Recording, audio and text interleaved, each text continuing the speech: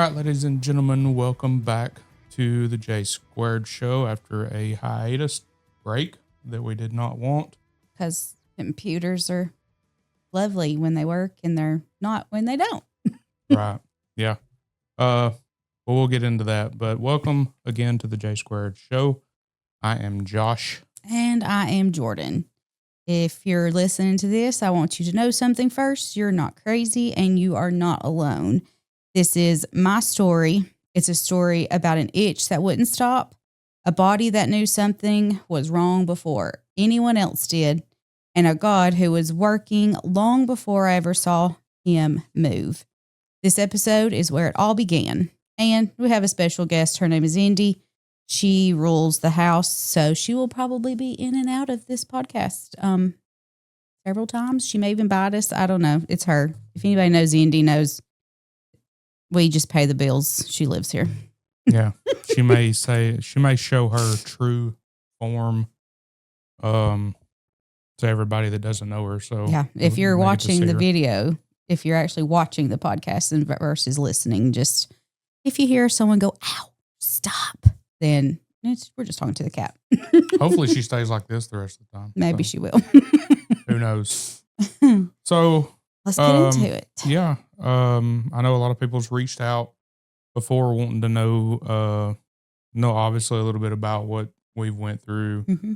I know some people's even reached out as this thing has went on for 2 years, I feel like maybe 2.5 years. 2023, late 2023 is when it started. And we actually helped some people throughout the process as well.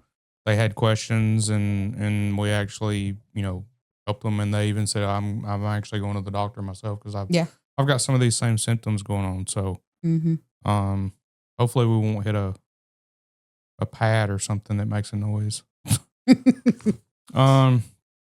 So basically when we moved here, I think it was the year after. Yeah, we moved into this house August of 2022. Right. And then we had a summer shindig throughout the whole 23. And then Labor Day, we started seeing some things. And we were under the impression that it was some allergic reactions or, from springtime, we're sensitive people with things. So we didn't know exactly what was going on. We figured it was just allergic reaction to things that were new to the area. Because this place is full of flowers, full of trees. Yes. It's full of things that we don't know how to take care of properly. Yeah, it's insane with how much stuff is in here. So, but before we do anything, let's mention, I feel like this is like an honorable mention because so many people don't know why I feel the way I feel. But this journey started, I was on a weight loss journey. And I started taking Mounjaro. And that was probably early 2023, if not.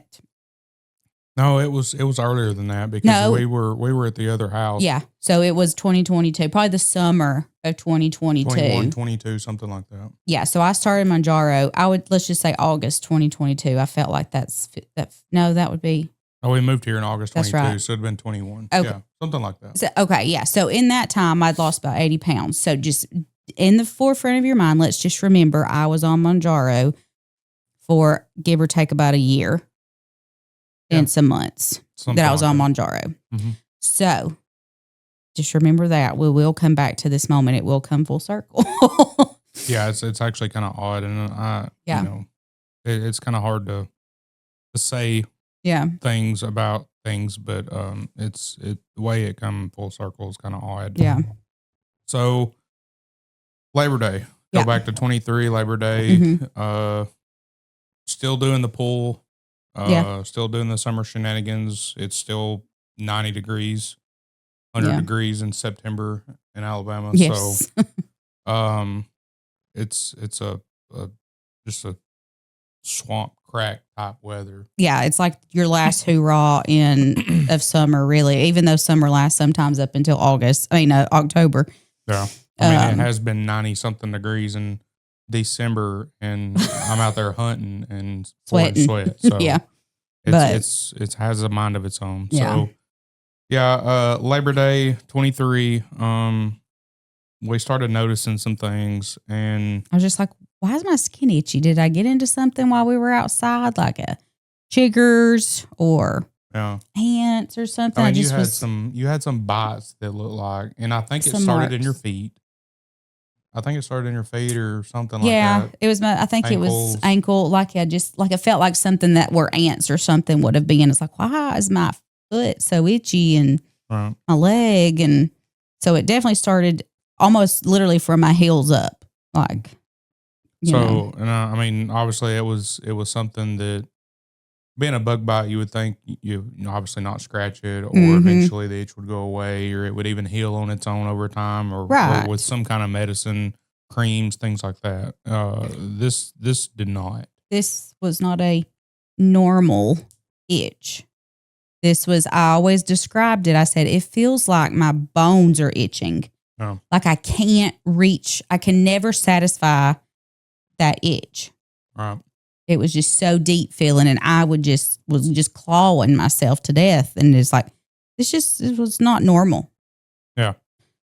So, and I mean, too, and from my side of it, obviously, you know, in the bed and everything, trying to sleep at night, Sleeping was not a thing. it was miserable for both parties in a sense, and obviously sounds bad, but at the same time, it was like we were almost to a point to where we were rotating who was getting to sleep in the bed, and it was just so one of us could get some rest, or maybe both of us can at least take a break for something. And that's obviously not the way that you would want to look at it or go as far as a support system or Right. trying to figure out what's going on, obviously. But most of the time it would be me getting out of bed just because I felt terrible for trying to keep you up because I was like, I couldn't. You slept fine. right. You know, there was nothing wrong with you. It was me and where I was sleeping 2 hours a night because my body was like, no, we've got to scratch ourselves all night. Right. And there's a lot of times too that this didn't start. I'm not going to say start scratching. You scratched pretty much all day long for the most part. Yeah. When your mind wasn't occupied on something, you were scratching. Yeah. Sitting here scratching. If you were working or whatever, you were not scratching. You had your mind occupied. I mean, I would still itch. I would just scratch myself a little bit here and there. Right. At work, and you can even talk to people that I worked with. You know, they're like, "No, you literally every time we saw you, you had your hands scratching somewhere." Right. Like Jordan, stop scratching. I just know you told me a lot of times it wasn't as bad when your mind was occupied. Right. And things no. That. So Totally right on that. With the bed situation and just being at home, you could be sitting here like we are now, and I would hear you scratch, and I would all the time holler, hey Jordan, you need to quit, whatever. And it got to a point to where it was just constant. And I know that it's hard for somebody like me that wasn't going through it to understand it. Yeah. As to why you couldn't just stop. Yeah. So many people just stop scratching. That's like telling somebody, hey, look, I know you suffer with anxiety. Just don't worry about it. And you're like, oh, you didn't think I thought of that? It's kind of like people told me all the time, stop scratching. I'm like, I really wish I could. Like, I would give anything to stop, Yeah. So, and it was not, and I wasn't even just like scratch, scratch, scratch. No, it was digging. It was literally to the point where I would be at work. If my foot was itching, I would literally take my shoes off. I would grab a pair of scissors and I would scratch my feet, sometimes till they bled. I've got plenty of pictures of blood-soaked things because I would scratch so deeply. Like I said, it was like my bones were on fire, and I just couldn't reach it. And I literally, you wanted a pedicure by George? I would give the best pedicure at that point because I was just pulling skin off with scissors, trying to find that to find the itch. Right. Yeah, and it was back scratchers. It was pretty much back scratchers. I bought like a 12-pack of back scratchers that I would literally break. Because I was scratching so hard. I didn't know what else to do. It was that bad. Yeah. And I mean, it was, you took antihistamines, you took whatever kind of stuff. Everything was over the counter. Please note, I do work in a pharmacy. So there was a lot of times I would be like, can I please buy this? Can I buy this kind of lotion? Because I even bought scabies medication to like the stuff you lather on. I'm like, what if I've got a bad case of scabies? It's weird though, because the scabies are only on my side of the bed because my husband's not itching. But I mean, this is literally the depths I've went to try to resolve the problem. I mean, I was taking scabies medication. I was on every kind of steroid cream you could think of. And when I say I tried everything, I tried everything. Right. And I mean, obviously, as time goes on and we get through some of this, there's some things that the doctors prescribed and everything else, obviously, that, we went to so many different avenues to just try to figure out what the heck's going on. Right. And it's, as we get to them things, we can talk more about that. Yeah. But sometimes it would be like in the middle of the night. I mean, you would wake me up in the middle of the night. You would go to sleep fine for the most part, and then I would get to sleep or whatever. And then it was a few hours sometimes. Wake up in the middle of the night. I know many a times I woke up and you were literally sound asleep and you were scratching yourself. Not even knowing that you were scratching yourself. Yeah. And that blew my mind when you wake up and you see somebody that's literally zonked out asleep. Yeah. And it's kind of like in a sense of sleepwalking for the most part. It's the same. Yeah. I feel like it's the same trajectory type. Yeah. It was like my body was just on autopilot to scratch. Right. Like nobody was driving, but my insides knew it needed to be scratched. Right. It was like a... We're going to turn this into a game. How many times can we say the word scratch and itch? We can have a counter on the screen. Yeah. So going through that, I mean, it was obviously tough for both of us. Yeah. It was weeks just started going. It took a toll on us for sure. Yeah. And, I mean, I guess the biggest thing too is once all that happened, and, in the back of our head, it's like, okay, we're a new area. Cause when we bought it, it was kind of, everything was kind of somewhat not quite dying, but it was in the process of dying. Late it was fall. Late August. Right. So nothing really came to pass then, but then spring, summer, you get back through, here's wintertime. In my head, okay, we're allergic to something. Yeah. Let's see what winter brings. Yeah. Everything's dead. If you're allergic to something, what are you going to be allergic to when it's dead? Right. There's not much. So fast forward to that. Here we are, wintertime, over, spring. Nothing's changed. No. The same scratch. So same itch. Obviously, you're not allergic to dead things. Or else, I at this point, we didn't know. So right. I don't know. We didn't really know what to do at this point. No. Like you said, you you felt like you were having bugs crawl all over you. It was an itch that you never could reach. No. In a sense. So that's obviously something hard, because I mean, you got a scratch on your back or head or whatever you scratching, it feels good. So yeah. It felt good to scratch, but then, you still couldn't get rid of it. So. Yeah. I mean, I ruined several different whatever you call bed sheets, bedclothes. I would just bleed all over that. Luckily, I've always had a mattress protector on my bed just cause, whatever. Mm-hmm. But the sheets that I ruined with, one, I'd roll myself in whatever ointment or cream before I went to bed, hoping to get some sleep that would alleviate some of the scratching. And I would, like I say, wake up in the morning, there's fresh blood all over my side of the bed, the sheets, pillows, because my ears would itch, so I'd have blood on pillows. And I mean, it looked literally like somebody just stabbed somebody, and there was just blood splatter everywhere. But it was just, I would scratch. And at this point, it had gotten to where the scratches, me scratching all the time, I've caused sores all over my body. It literally looks like I've had someone slowly put cigarettes out on every part of my body. Mm-hmm. And I am a class A picker. I will pick anything that looks like a good time. I mean, so that did not help my matters any. Is I would feel a scab and I was like, oh, this feels nice. Let me just scratch it right off. And just start the process all over with bleed, scab, pick again, bleed, scab, pick again. So, the amount of sheets that we went through, which like I say, I pulled some out the other day. It's funny. And I'm just like, it's just little memories that keep popping up about the whole journey, Right. little godisms, as my stepdad refers to him sometimes, is he just had to remind me like, hey, pull these sheets out of the top of the closet for whatever reason. I needed to know it. But yeah, the amount of sheets I've ruined just scratching all night long. Right. And, like you said, it started on your ankles roughly, and then it slowly just went up. Yeah. So ankles slowly went up to knees went up to your, thighs to waist, and then it started getting onto your stomach. Yeah. It wasn't as bad up top as it was your legs and stuff, your stomach, your back, things like that. It wasn't as bad. Right. And I don't think it was really terrible on your arms, but it started getting on your arms too. Yeah. Got several places. And it looked, honestly, it looked like a drug reaction. We'll just put it that way. Yeah.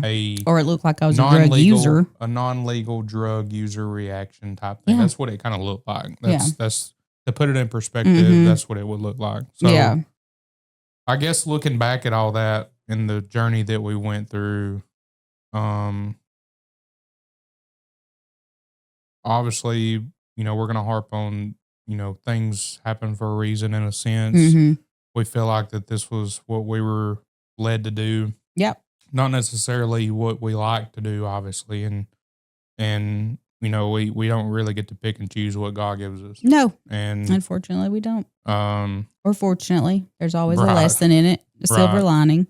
And, obviously looking back, this whole thing is, I feel like brought us closer in a sense, which I'm not saying we were far apart at the beginning and everything, but when you go through things like this, whether it be a family member or whatever the case may be, you tend to get closer, and I feel like too, it ended up increasing our faith and whatnot. Oh, there's no doubt about that. Yeah, I mean, it's your whole wedding vows, in sickness and in health. And unfortunately, the statistics are there. It's like, I can't even remember what it was when I looked. It was like 30% of all marriages where people go through a health diagnosis, 30% of those people are divorced. Right. They can't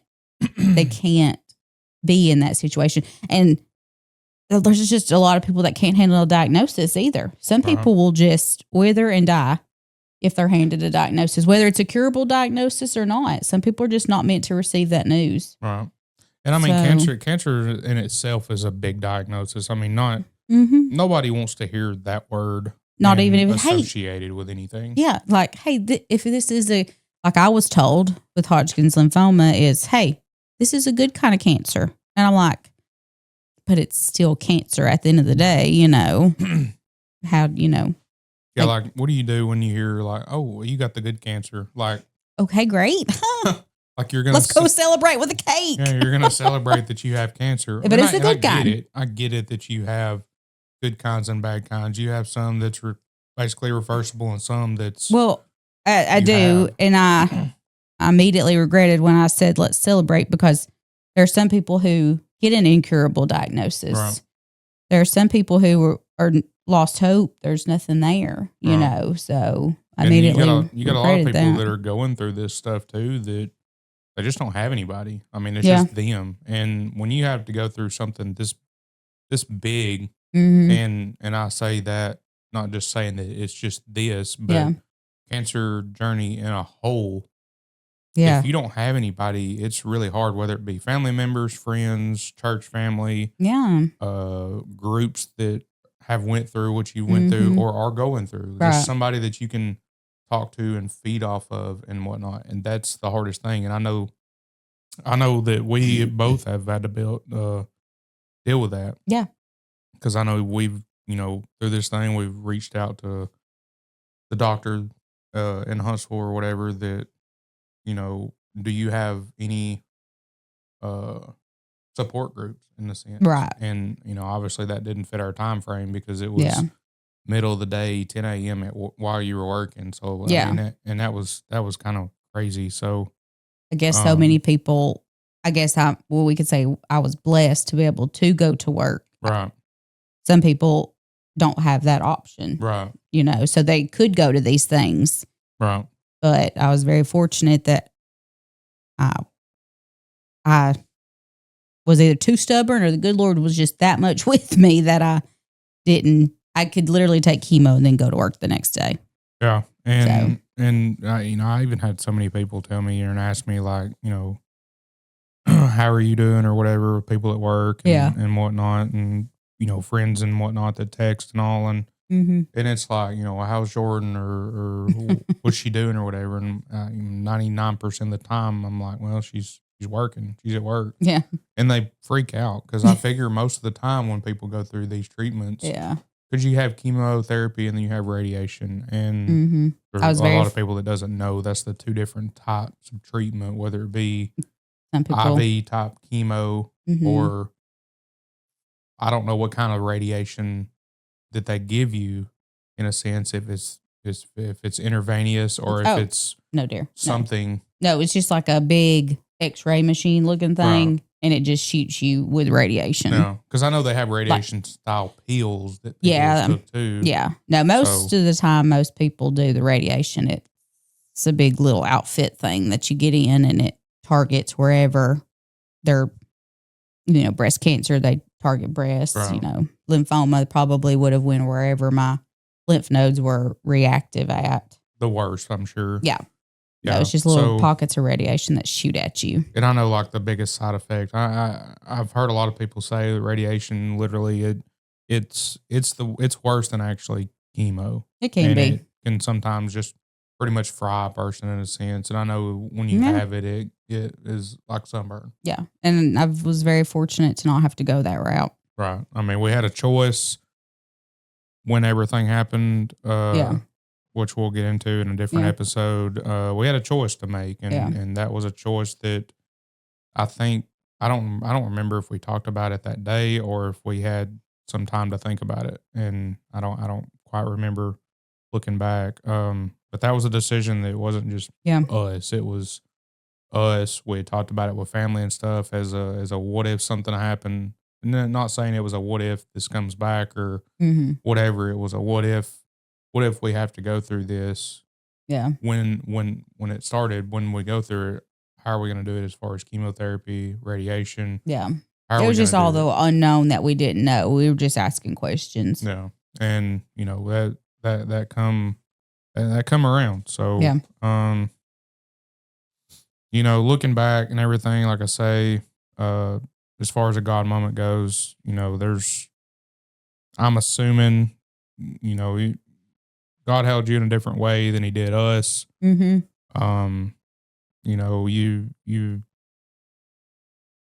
felt like, I guess, the way people were reacting and everything outside of your family, doctors and this and other. How was there anything going through your head, mind through this? Like, what the heck's going on? Like, what as far as a faith moment, like what kind of happened with that? Are you just talking about in general, like in the beginning when I was itching and stuff? Right.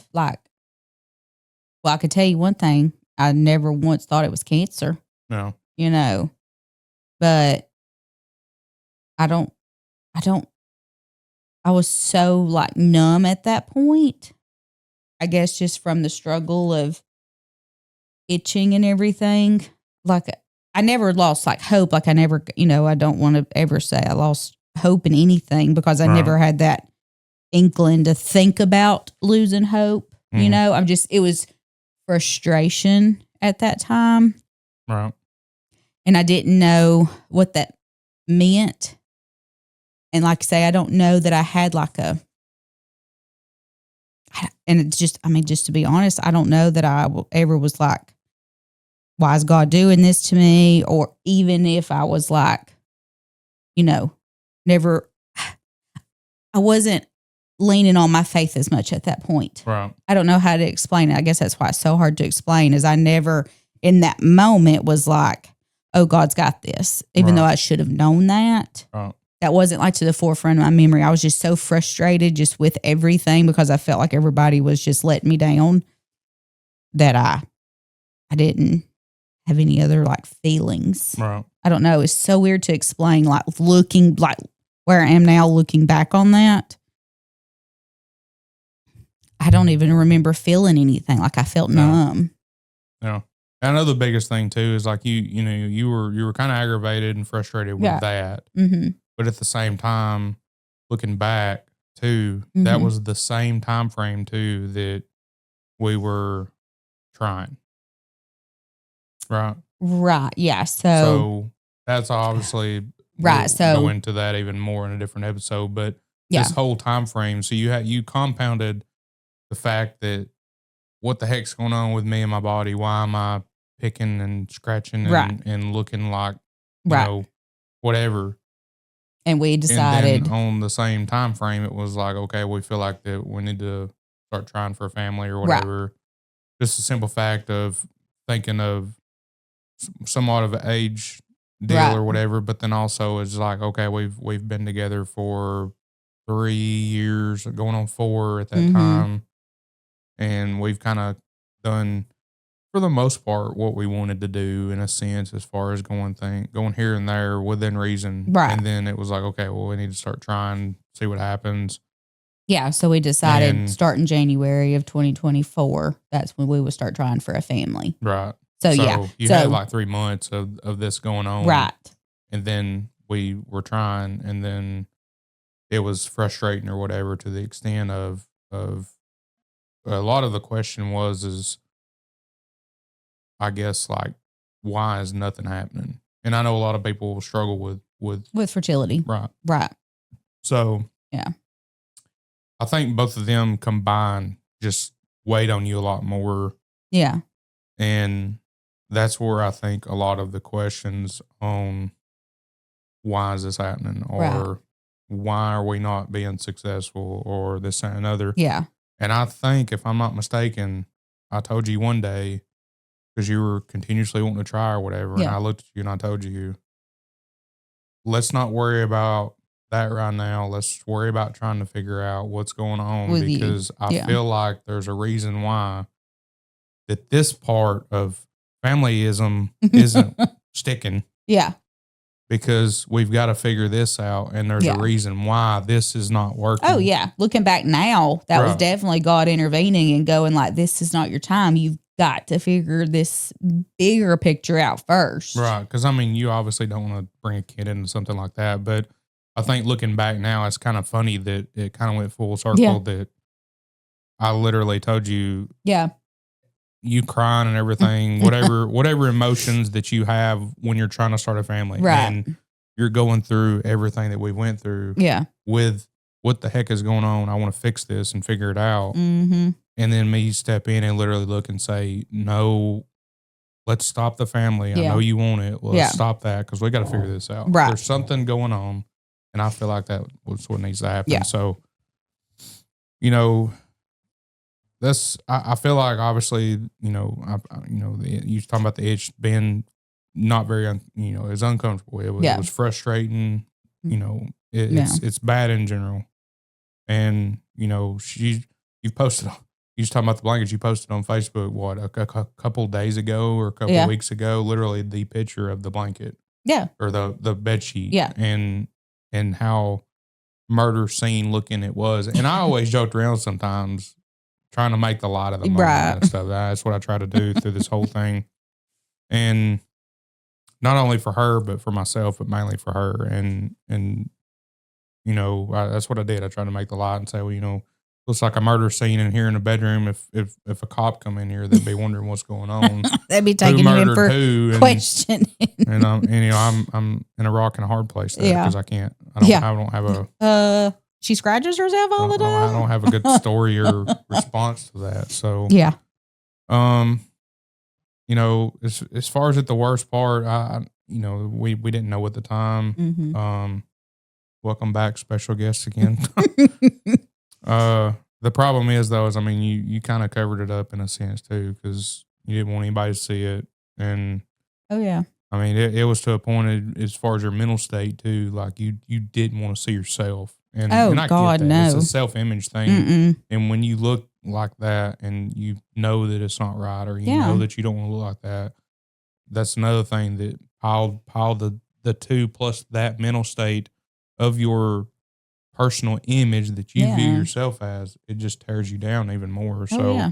I definitely went through some mental decline, I'm sure. right. You know. Right. And I mean, it's you know, it comes with the territory, I guess, about as I'd say in a Yeah. sense with that. And I'm grateful that I was here to help, you Yeah. know, you talk to, even though during that time with a little sleep and everything else, like you were a different person. I mean, when somebody doesn't get hour or two of sleep Yeah. for A days and year. days and days, I mean, you know, it takes a toll on you. So, I mean, It I'm sure does. everybody felt it both here and work and Yeah. just in general. I mean, I can only imagine. So, Yeah. but other than that, I feel like that's stepping into a big story that is going to unfold. Yeah. I mean, just sitting here talking about it, obviously it brings back emotions and stuff too. Right. So, and I knew, you know, we both knew that was going to be expected. We, Oh, you yeah. know, we warned y'all that it was going to happen. Possibly some good times, some bad times. yeah.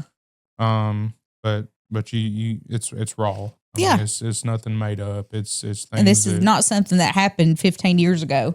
No, I mean, We're still dealing- living it. Yeah, we're still dealing We're with it. still living this. We literally just had an appointment. What, last week before? Yeah, it was this last Monday. No, and you know, Not we're yesterday. we're not.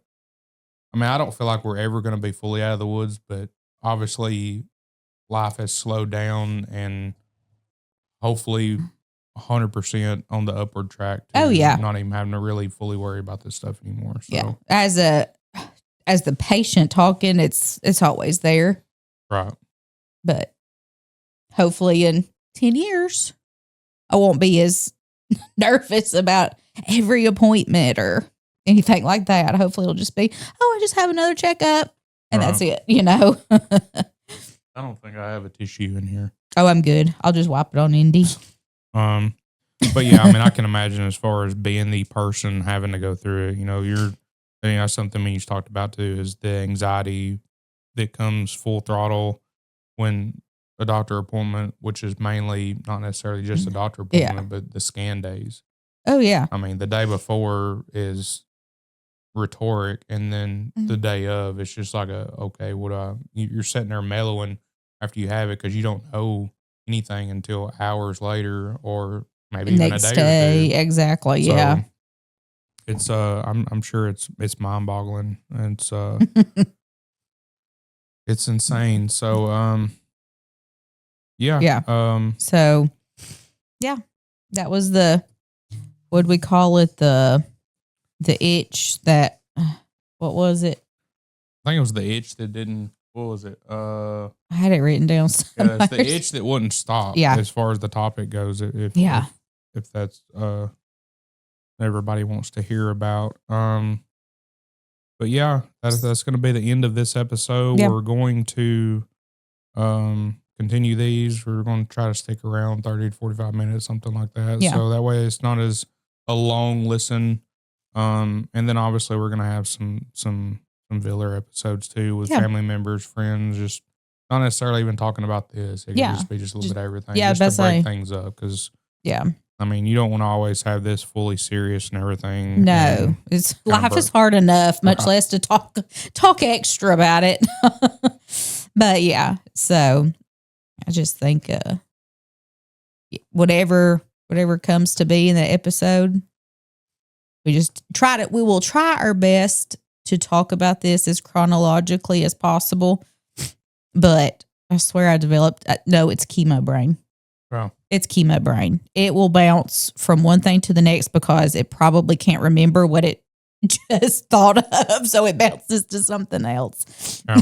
And I mean, it's, you just in this episode alone, there's been some foreshadowing. Yeah, definitely. Of thing. And it's kind of hard to not talk about things and jump back and forth because of because we're in the present now, right, and we're having to talk about the past, right, and it's kind of hard sometimes to talk solely about the past without talking about where we are right now, right. and like just like we said earlier, like, well, thinking now, I don't know that I felt anything. I mean, Right. it's so hard to just remember just the past and talk about just the past without kind of, like you said, foreshadowing where we are today, Right. But I think this was just, and we've always said this was just a chapter. I've actually got this is just a chapter, not the whole story sweatshirt on. It's what we sold to try to make up that, we sold all these t-shirts and everything to help us financially when it comes to all these medical bills, because cancer is not cheap. Let me be the first to put you on that. But we're blessed. I don't want to not say that we're not blessed, Right. because we do have insurance, but it's not free no matter what. But it was just the first chapter of a story that would change my life forever. Right. And I mean, not everybody's got insurance. Yeah. I mean, like we've got insurance. We've got really, really decent, Yeah. pretty good insurance. Mm-hmm. But some of this stuff wasn't covered. Well, no, So- there's a thing called deductibles. Okay. And deductibles are of the devil. I swear. I work in pharmacy and I talk about deductibles, especially the first of the year. But as a cancer patient, you just go to most of the time, most people go to the doctor 2 or 3, 4 times a year and you pay your $30 copay. But copays and deductibles are two totally different things. And the deductibles are what will, 2 or 3, 4 mortgage payments. Well, and like I say, some of the stuff, even if it was the deductibles, there's some things that truly wasn't even covered at all, like the fertility stuff. Well, yeah, we'll get into that about that. That was not covered. So, I mean, there again, Yeah. like you said, we were definitely Yeah. blessed and got help and they didn't even ask for it. oh, I mean, it just it Yeah. was like, okay, well, you ain't got to worry about this. So right. it kind of blew our minds, and like Yeah. like you said, we'll get into that. So So I guess maybe in the next episode, I'll kind of tell you what happened when I finally started asking for help. How quickly I went to trying to seek answers to being told it was all in my head. Maybe we'll get into that next episode. yeah, it's it's going to be a little bit different because I mean, the next episode is definitely going to start digging into The doctor appointments. doctor appointments and the wrestling around and trying to wrap her head around things. So it's going to be more in depth. It's probably going to be a little bit more emotional. You never know. Yeah. And it's just, glad you're on the ride with us and hope you enjoy it. If you have any questions, be sure to comment. Yeah. You can message both me or her. Yeah. I know we're going to post the podcast normally. We're posted on Spotify. It's on Facebook and also on YouTube. So, Yeah. However you want to contact us, find a way. Right. And if there's a will, there's a way. Right. I don't know if there's a comment section on Spotify. I'll have to check it out. But either way, if you got YouTube or Facebook, you can definitely reach out to either one of us and be more than happy to talk, help if you got some questions, if you got some issues that you may need some guidance or whatever, or just even prayer request type stuff. We'll definitely always looking at them. So Exactly. Speaking of which, to end this episode, I did have a question. I'd have to look back. I don't remember who asked it, but they asked, "How long did your spots stay on your body?" The answer, well, I don't know how you want to look at that. How long did the spots stay? I still have spots. My body is scarred up from the scars. But I can tell you one thing. After 2 or 3 days after my first chemo treatment, Mhm. I didn't itch. I did not itch. As soon as that poison went into my body, 2 or 3 days after that, I stopped itching. Didn't itch till cancer came back. So spots. And I mean, your scars isn't really. I mean, they're they're there. They're not as prominent and as They're dark. slowly fading, but I don't know if anybody's bought Scar Cream. Yeah, that's expensive. It's expensive, and it comes in a tube that's like 0.5 ounces. And I'm like, I'm sorry, but I have got like 5'2" scars, because that's how tall I am from head to toe. I've got that much surface area that needs to be covered, because when I tell you that I scratched every part of my body, I scratched every part of my body. Yeah. So yeah, that's okay. That's not a joke for sure. I mean, it was literally. It's very expensive. From your ankles all the way up. Yeah. You kept on. Yeah. And so I can't, yes, we're blessed. We've got great jobs. It pays our bills, but I can't afford to buy Scar Cream for my entire body every day, because I go through a tube for like a toe, right. So yeah, that's insane. I just try my best with lotions, like cheap lotions, like cocoa butter, stuff like that. So it's slowly fading, but you can look at me and clearly see I have a story written all over my body. Right. Connect the dots. Connect the dots. It's a great game to play. It's like when you have in the book Connect the Dots, but it's like drawing a star. It's more, I was about to say, it's more like drawing the galaxy. Yeah. Almost just a paint slab sometimes, depending on where you're looking at. Oh, goodness. Anyways, yeah. I mean, you have to find humor in things or you'll cry. But right.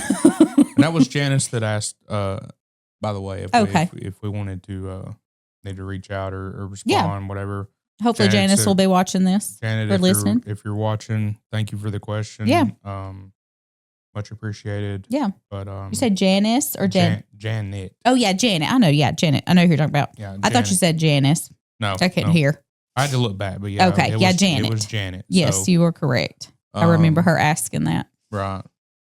So but if you got any questions, just feel free to reach out, comment on, post, whatever the case may be. We take notes of them, and we'll go over them in episodes. That way, kind of everybody hears it. And not just word and something of mouth we don't. or whatever. So. Something we may not think about covering. Right. And I mean, it could be a off the topic situation. Don't even have to follow anything. You can ask how mean Indy is in this episode if you see it. And I can tell you it's 24/7. I'll just go ahead and answer it for you. It's insane, especially in the morning. Oh, anyways. Well, thanks for joining us this evening. Yep. And I hope, I guess not just me, but I'm assuming we hope that y'all have a good rest of your evening, day, morning, night, wherever you're located. Yeah, whenever you watch this, wherever you are, have the day you deserve. Yeah, exactly. But either way, stay faithful, stay humble. Always. Tell somebody you love them. Exactly. And we'll see you next episode.